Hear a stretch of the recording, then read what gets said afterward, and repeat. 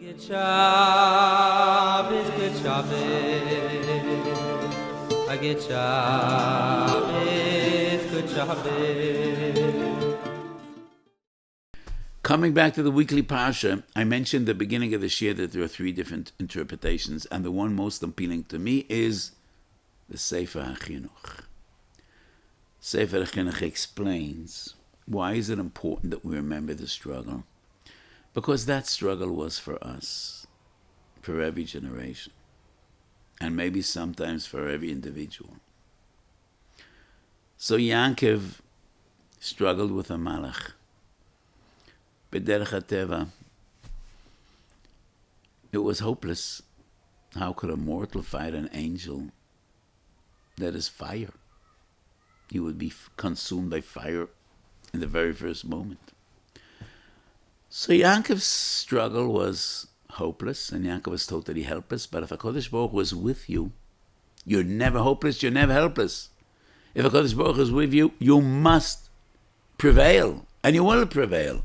And that is what we need to remember, because sometimes in our tortured history, the situation seemed to be hopeless. That was the way it looked 80 years ago. Hitler, Yamach Shemoy, was on the march, and the Nazis conquered one country after another, and they all fell like dominoes, and everybody thought Hitler is going to ruin the world. And with his barbaric final solution, it seemed to be, we have no hope. He destroyed a third of the Jewish people. But Yankov won his battle. Yankov won our battle. And we are the people of eternity. Nobody could destroy us ever. And never. And that is because V'yar ki lo yochaloi. V'teik yakaf yerech Yankov. And the Chinuch says, Yankov was hurt.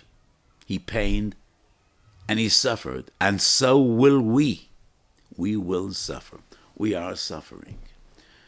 We are suffering, and we have been suffering, and we will be suffering. But let us be confident the future is ours, and we will prevail, because so did Yaakov Avinu. He fought for us, and he prevailed for us.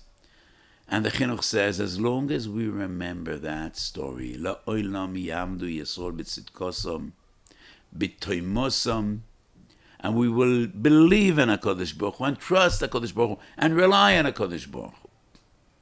So the Gemara says, Saf Masechet Makos, that the Taryag mitzvahs are indicative. The mitzvahs to say, Ramach Everov Shel Adam, the Loi says, Shin Samachei Moisa Shono, and we find the same in Midrashim. And the Medrash says, Taryag mitzvahs, Ramach and Shasak, and Neged Ramach Evorem and Shin Samachei Gidim. Is it just the total number against the total number? 613 for 613, 248 against 248? Or is there an intrinsic, specific, essential kesher between each and every one of the mitzvahs and each and every one of the days of the year? We don't know. But we do know at least one mitzvah and one day. And that's in this week's Zayar. Gid Enosh is associated with Tisha B'Av. And the remez is, Al Kain Lo Yochel B'nei Yisrael Eis. Eis Gid Enosh. Eis is two letters. Aleph Tov, Tisha Av. But the Daya doesn't explain what's the kesher. What's the kesher? According to the Sefer HaChinuch, the kesher is so obvious and so self-evident. There is no more horrific and dark day than Tisha B'Av. It is the darkest of our days. B'yom hamar v'hanhimal, we lost the Beis Hamikdash Harishon, we lost the Beis Sheni. Rivers of blood and tears flowed on this tragic day of Tisha B'Av. No other day of the year will we need the chizuk, the remembrance of Gid Enosh.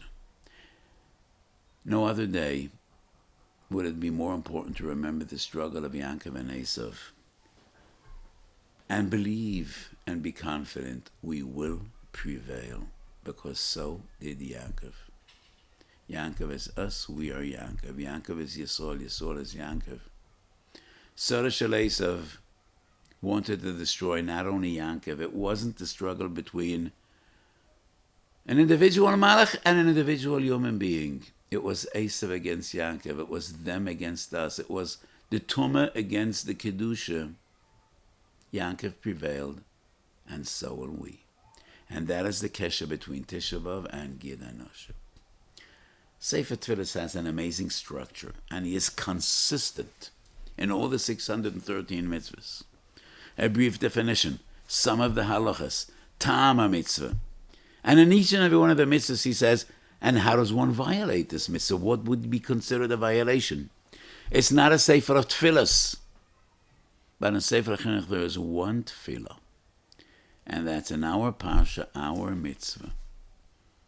And interestingly, in this mitzvah he has a tefillah, and he prays and davens.